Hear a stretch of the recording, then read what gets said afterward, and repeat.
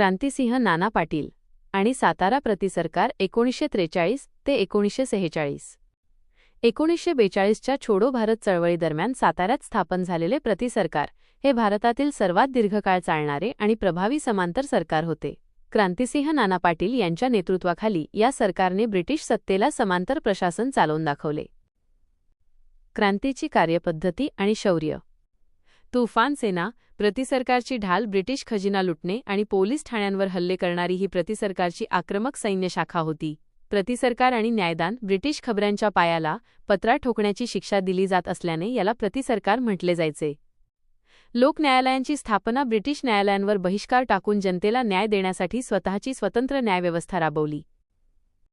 सामाजिक आणि विधायक कार्य. सामाजिक सुधारणांवर भर. दारूबंदी, हुंडाबंदी आणि अस्पृश्यता निवारण यांसारखी महत्त्वाची कामे सरकारने हाती घेतली. गांधी विवाह संकल्पना. सामान्य जनतेसाठी अत्यंत कमी खर्चात विवाह लावून देण्याची पद्धत रूढ केली.